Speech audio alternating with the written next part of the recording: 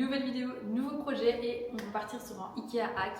Enfin, plus ou moins, on va partir dans le meuble Ikea, mais on va faire un truc trop beau. Je sais plus si on vous l'avait déjà expliqué, mais là du coup on est dans la partie salon. Là il y aura plus tard la télé avec un meuble télé sur mesure qu'on fera dans une prochaine vidéo. Mais là on va plutôt s'occuper de la première partie, c'est-à-dire la partie de l'entrée. Donc je vous embarque pour vous expliquer ça.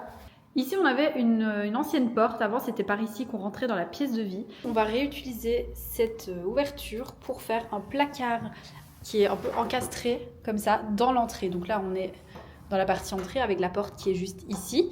Et donc ce qu'on va faire, c'est qu'on va venir mettre un meuble qui sera un meuble pour ranger les vestes, les manteaux, les chaussures, etc. Et on va essayer vraiment de faire comme s'il était intégré au mur, comme si vraiment c'était un meuble un peu dissimulé.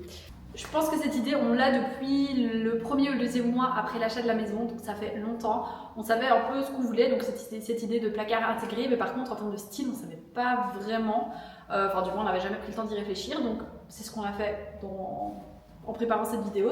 En fait, on voudrait vraiment créer des portes qui sont au même niveau que le mur. Comme ça, quand on rentre, on ne voit même pas forcément qu'il y a une armoire à cet endroit-là. En termes de style, on aimait bien le canage, le style un peu canage, toile de jute, etc. Enfin, le mood de l'entrée, ce sera d'avoir vraiment un effet un peu béton. Il y aura un béton ciré vraiment au sol. Et sur les murs, on voulait mettre un peu une peinture aussi bicarbonate, un peu beige-grise, enfin plus beige que grise, mais vous voyez le mood. Donc voilà, c'est là-dessus qu'on part. Bref, sur ce, on a acheté un meuble Pax, ça fait déjà un moment. D'ailleurs, je ne sais pas si c'était avant ou après qu'ils changent le système de Pax, donc c'est des dressings Ikea. Première étape, ça va être le montage, donc on s'attaque tout de suite à ça.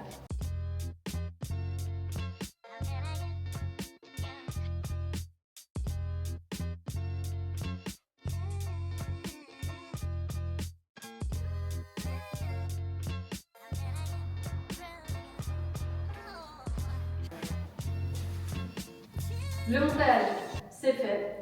On a pris le meuble en 75 cm x 2,1 m parce que notre ouverture fait 81 x 210.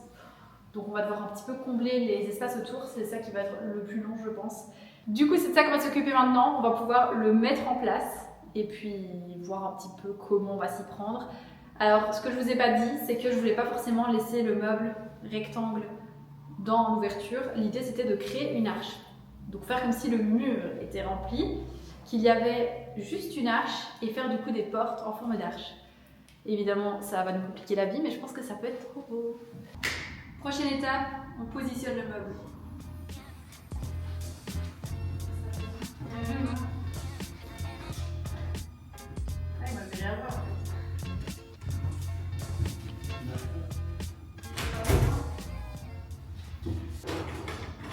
On va galérer. Le mur ici, il n'est pas droit. Ouais. Ça veut dire que derrière, on a le meuble télé, ça va peut-être être problématique. Faut qu'on aille voir par derrière. Les problèmes commencent. Ce que je disais, c'est que vu que le mur n'est pas droit là-bas, le meuble, si on fait suivre le sens de l'autre côté, il va être complètement, au lieu d'être bien droit comme ça, il va être comme ça. Après, ça va. Toi, sinon, pour fixer la télé, il y a des papillons. Ou là, tu sais complètement gérer l'orientation. Mais non, c'est tout notre meuble télé, il doit être aligné. On peut pas faire un truc bancal. Le problème, c'est que vu que le mur n'est pas droit, là, t'as quasi rien comme espace, et là, t'as un grand espace. Donc nos portes, elles seront pas du tout alignées. Si tu mets ton meuble plus en avant comme ça, tes portes, elles risquent de s'ouvrir tout le temps. Je vois ce que tu veux dire. Ou alors on met des aimants, tu vois, il y a des systèmes sur les portes, tu peux mettre des aimants. Comme ça, c'est plus difficile de les ouvrir. Du coup, prochaine étape, ça va être de mettre des bois dans les parties qui sont pas encore ouvertes. Là, à mon avis, on va quand même mettre un petit bois pour pouvoir tout fixer et tout renforcer. Et puis voilà, c'est un peu ça le challenge. La plus grosse partie finalement, la partie la plus difficile. On va se débrouiller, hein. Ça va être des systèmes A, B, C, D, E, F, mais... Le but c'est que ça soit beau à la fin. Voilà, peu importe le chemin parcouru. Sur ce coup-là, l'objectif c'est la destination. Ok, nous sommes donc sur un changement de plan total. On s'est rendu compte que, vu que rien n'est droit, ça va être une galère sans nom en termes de finition. Donc là, j'ai eu une idée qui m'est apparue, qui faciliterait la vie de tout le monde. Et je suis en train d'essayer de faire un petit croquis. J'ai fait une photo en mode story Insta et je vais utiliser le truc, mais vraiment un croquis à l'arrache. L'idée, ce serait de prendre un énorme panneau de MDF qui viendrait entourer plus largement le meuble. Attendez, je vous fais le dessin en même temps que je vous explique. Donc on aurait un panneau qui viendrait par exemple comme ça, donc aussi grand. On couperait d'abord un morceau de la taille du meuble pour faire des portes. Mais il faut qu'on trouve une forme qui peut être cool, genre je sais pas, je réfléchis, mais un truc un peu comme ça. Donc ça ferait vraiment un encadrement, je fais un peu n'importe quoi, hein, je le fais au feeling. Et alors il faut juste réfléchir à, si on a ça, qu'est-ce qu'on fait au niveau des portes pour que ce soit joli quand même. Et c'est ça qu'il nous manque comme info. Maintenant on peut peut-être quand même mettre du canage.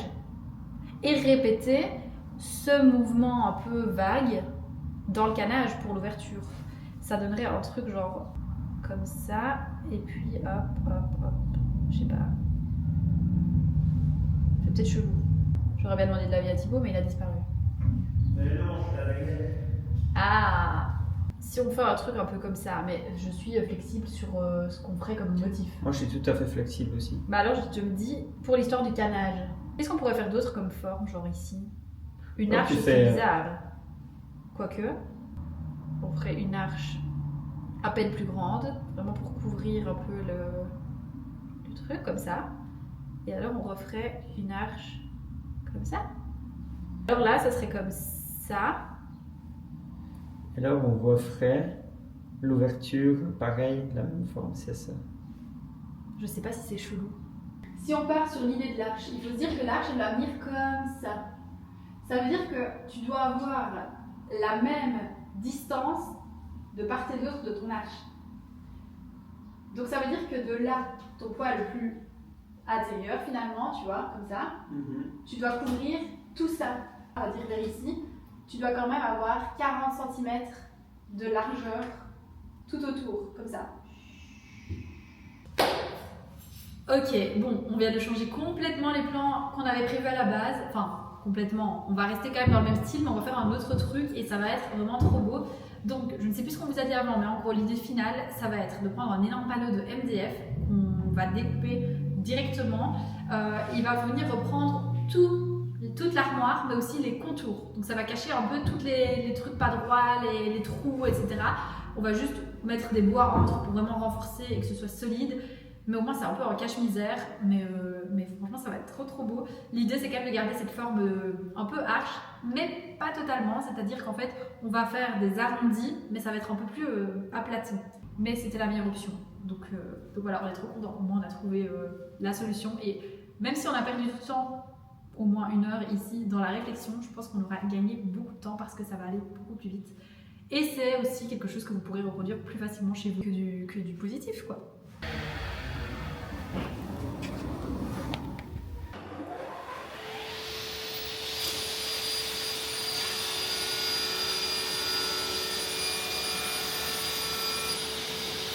Une fois qu'on avait notre panneau, on a reporté les mesures du placard pour vraiment le redessiner sur le panneau. On a aussi retracé l'ouverture de la porte qui est un peu plus grande que le meuble. Après ça, on a tracé une petite et une grande arche. La petite, elle va servir en fait à faire les portes du placard. Et la grande, elle va servir à cacher justement ces différences d'espace entre le placard et le mur. C'était un peu galère parce qu'on ne pouvait pas faire un vrai demi-cercle. On devait faire quelque chose d'un peu plus aplati, comme je vous le disais tout à l'heure, pour pouvoir justement englober ces différences de dimensions, tout en gardant la même distance entre les deux arches. Et une fois que tout est tracé, on va pouvoir passer à la découpe. Alors j'avoue que je stressais un petit peu pour cette étape parce que comme on garde les deux morceaux dans leur entièreté, il fallait absolument qu'on fasse ça en une fois et ne pas faire des à-coups avec la scie sauteuse, sinon on allait galérer.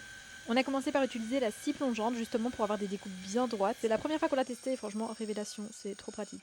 Après ça, j'ai continué les découpes avec la scie sauteuse pour faire toutes les parties arrondies, donc avec l'arche extérieure et l'arche intérieure. Ça va, j'ai plutôt géré, donc il n'y avait pas d'à-coups, j'étais contente. Une fois qu'on avait nos deux morceaux qui séparaient, on a décidé de défoncer les bords pour les arrondir et c'est vraiment une étape qui change tout.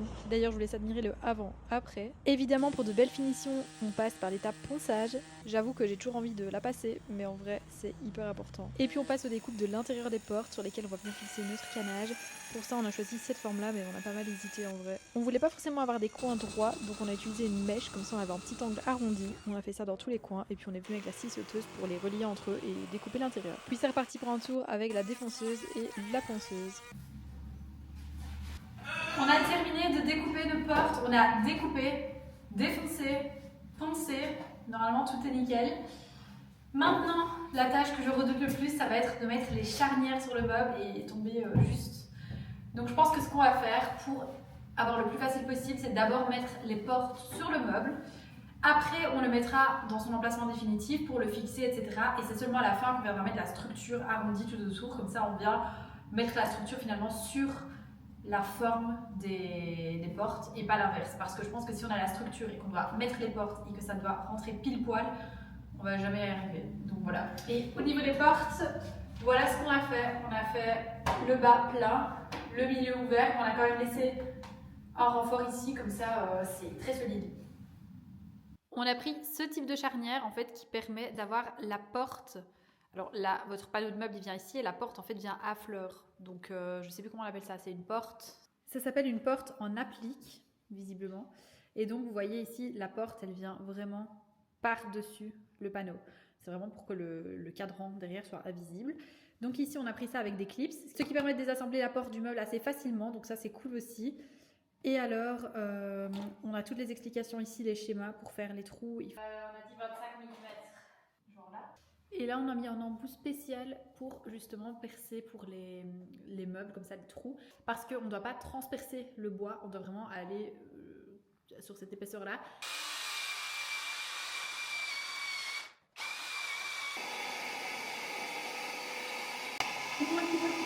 On est trop cons. Oh merde! On est trop cons! Comment déjà? On n'a pas vu ça. Attends, c'est deux phases.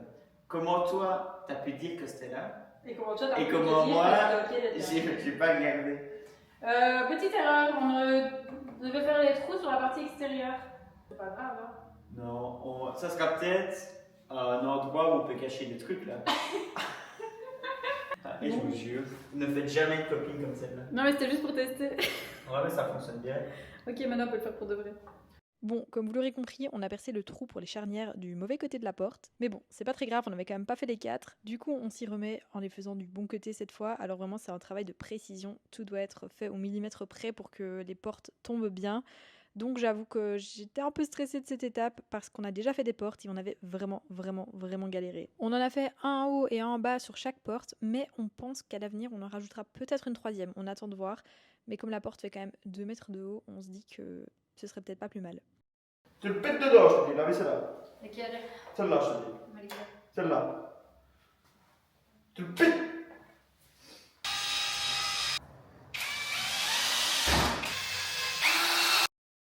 Oui, je sais. N'oublie pas de rabattre les charnières, chérie. You ready, my friend? Right.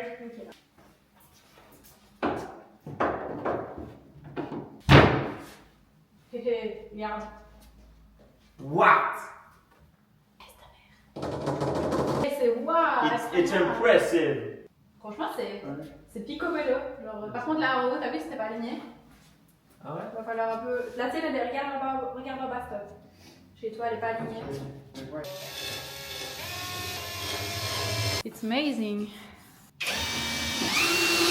Quel est où, à droite ou à gauche? À gauche. À gauche, mais de toute façon, moi je vais le voir ici. À Donc, gauche. vas-y. Donc moi. C'est ça. Voilà, tu peux y aller. Voilà, elle se referme. Ok, très bien. En dessous. Ah, vas-y aussi. Vas-y. Encore. Punaise, c'est génial. Est-ce qu'il faut en monter une? Du coup, comme l'ouverture est plus grande en fait que le meuble, on vient fixer ici des bois qui sont pile poil de la bonne dimension et on les fixe là-dedans. On en a fixé ici en haut. Et alors quand on remettra le meuble, il sera bien serré et surtout on pourra par l'intérieur venir le refixer dans le bois.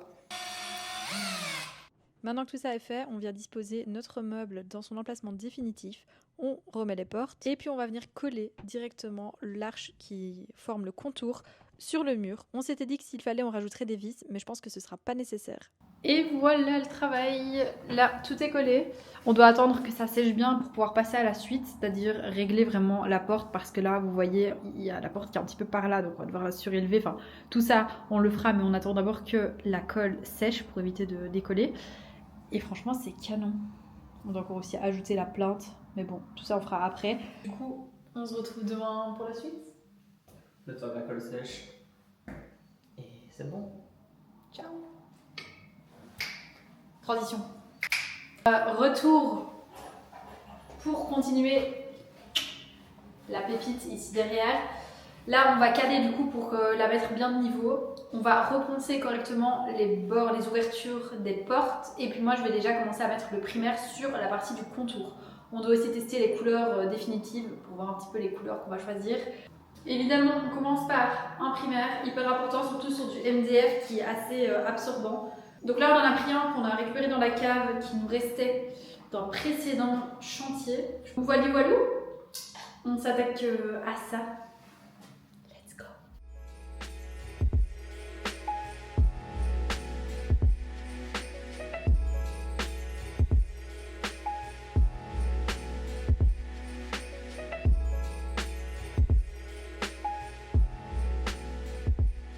Je m'attaque à la recherche des matériaux qu'on va mettre dans les ouvertures des portes. Comme on vous disait, on voudrait bien quelque chose un peu au style canage, etc. Mais le problème, c'est que le canage coûte assez cher. Donc je voulais un petit peu voir quelles options on avait. Sachant qu'il nous faut plus ou moins 35 cm, enfin moins de 35 cm. Donc on va dire 30, c'est peut-être un peu juste. Non, 30 ça passe. Mais il ne nous faut pas moins que 30 parce que sinon les ouvertures sont trop petites. L'idée, c'est de venir les agrafer derrière le bois. On peut aussi opter pour de la toile de jute. Ça, c'est une option qui est vraiment beaucoup moins chère. Ici, j'ai 30 cm x 10 mètres. Donc là, on est plus que large. Pour 18 €. Même pas, non, 17,50 €. Donc ça, c'est nickel. Pour le canage, j'ai plusieurs options. Ce style-ci que j'adore, qui fait 35 par 2 mètres. J'adore ce style-là. Et alors, je vais tomber sur un autre style de canage qui est beaucoup plus serré. Donc ça, c'est cool aussi parce qu'on verra moins à travers. Mais vraiment, si vous voulez une option, une alternative moins chère, optez pour de la toile de jute. On l'a déjà fait sur ce meuble et aussi sur la tête de lit qu'on avait fait chez des abonnés. On l'a fait ailleurs, toile de jute? Non. Et franchement, le rendu est canon aussi. Et franchement, niveau prix, il n'y a pas photo. J'ai toujours adoré le canage, mais j'ai toujours trouvé ça tellement cher que j'ai jamais passé le cap. Donc voilà, c'est commandé. Et il n'y a plus qu'à attendre que ça arrive pour pouvoir le fixer sur les portes.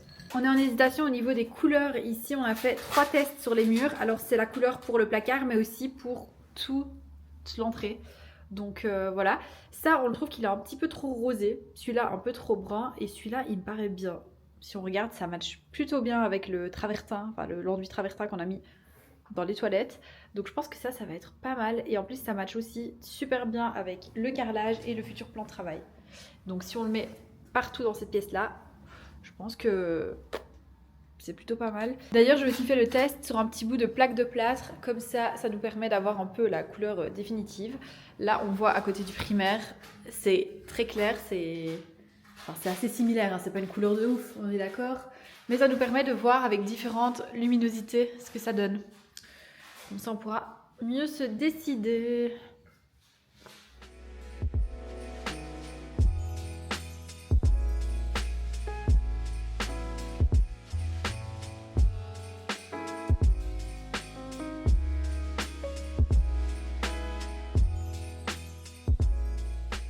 De retour encore une fois à la maison numéro 2 pour terminer le placard. Alors je vous ai pas trop filmé les dernières étapes, mais c'était peinture du primaire sur toutes les portes et la structure, puis peinture définitive. Là aujourd'hui on attaque la finition, enfin plus ou moins, parce que je dois clôturer ma vidéo du coup sur Instagram parce que c'est une collab, donc voilà. Mais il restera des petites retouches à faire quand on terminera l'ensemble du mur parce que le mur il n'est pas encore poncé, il reste des retouches aujourd'hui à faire, la peinture. Et puis on va tout peindre de manière homogène, je crois. Enfin, on hésite un peu là-dessus. Donc je vous demanderai votre avis tout à l'heure. Et on doit aussi fixer le meuble pour qu'il soit bien droit et le fixer dans les bois qu'on avait installés. Donc voilà, on va s'occuper de ça. Je demande à mon assistant de s'occuper de retirer le ruban de masquage. C'est ça, tout ça. Le problème, c'est que je l'ai fait aller en dessous du bois. Et là, il ne se retire pas. Quoi, cutter? Ça devait faire. Et on passe à l'étape du canage que j'attendais avec impatience parce que pour moi c'est un peu l'étape qui va tout changer. Quand on l'a reçu, je le trouvais un peu clair, mais vous me direz ce que vous en pensez. Au final, je trouve que ça va, mais je pense que j'aurais quand même préféré quelque chose d'un peu plus foncé. Pour faire ça, simplement, je prends une paire de ciseaux et je le découpe aux dimensions de mes ouvertures en laissant assez de marge pour pouvoir l'agrafer sur tout le contour. Et alors, ce que je fais, c'est que je fais une petite encoche au niveau de la charnière pour pas que ça gêne. Et voilà, après, j'ai plus qu'à agrafer sur tout le contour et ça... J'y vais quand même franchement, je mets pas mal d'agrafes pour être sûr que ça ne bouge pas. Et en agrafant le canage, on veille à bien le tendre pour que ce soit parfait. Ça y est, le meuble est terminé, mais avant de passer au reveal, j'ai quand même quelque chose à vous dire, à vous expliquer. Parce qu'on a dit que sur YouTube, on était honnête, on vous montrait un peu les backstage des DIY, des projets, des galères, tout ce qu'on voit pas dans les vidéos de 30 ou 40 secondes sur Instagram. Ici, le meuble est fini, il est très bien, tout est... pas dire parfait, mais tout est ok. Mais il y a quand même 2-3 choses qu'on va devoir peaufiner par la suite, notamment au niveau des angles. Vu qu'on a fait une armoire en forme d'arche, je vais vous montrer juste après, mais quand on ouvre la porte, il y a un endroit où ça frotte. Donc ce qu'on va faire plus tard, parce que là on n'a plus du tout le temps de s'occuper de ça, c'est qu'on va défoncer, donc faire tout en arrondi sur l'arête de la structure. On l'avait pas fait, on s'est dit que ce serait peut-être bizarre, mais en fait ce sera bien mieux de le faire, donc on va devoir refaire ça plus tard, reponcer et tout repeindre. Pareil pour la porte, on va devoir, à mon avis, un endroit où ça a un petit peu cassé en ouvrant justement à cause de ce frottement, on va devoir reponcer, remettre de la pâte à bois et repeindre. Il nous restera les poignées, mais là en fait je suis vraiment pas convaincue. Donc. On hésite soit entre une poignée un peu dorée, maintenant c'est pas trop le style de ce qu'on va faire dans cette pièce, et sinon on a aussi cette petite poignée en marbre, comme ça, tout ronde, ou alors la version bois qui est beaucoup plus petite et discrète. Moi j'aime mieux celle-là, mais Thibaut aime mieux celle-là. Sinon, on doit aussi aménager l'intérieur. On n'avait rien acheté chez Ikea à part le Pax, donc il nous faut une tringle et des étagères, mais ça on s'est dit on verra un petit peu nos besoins par la suite. Là on a pris la tringle extensible de notre salle de bain pour pouvoir mettre quelques manteaux et voilà, faire les plans finaux. Donc en fait c'est pas réellement fini, mais je me dis que ça valait quand même le coup de vous montrer tout ça et le résultat. Et du coup je vous ferai un update quand on aura tout terminé dans une prochaine vidéo. Au moins vous avez déjà la base. Et vous connaissez un petit peu les difficultés qu'on a eues. Bon, c'était quand même galère aussi de régler les portes pour que ce soit vraiment bien à fleur. Mais ça, on a quand même plutôt géré. Donc je suis contente. Du coup, je vais vous laisser avec les images du reveal juste après. Et si ce genre de contenu vous plaît, n'hésitez pas à vous abonner, à laisser un petit commentaire, à me donner vos avis. On se retrouvera pour de prochaines vidéos, que ce soit pour l'immeuble, pour cette maison-ci, les avancées avec la cuisine qui arrive. Ça arrive très bientôt, je pense que ce sera une des prochaines vidéos. J'ai trop hâte. Et aussi d'autres DIY, Ikea hack, tout ça. Bisous!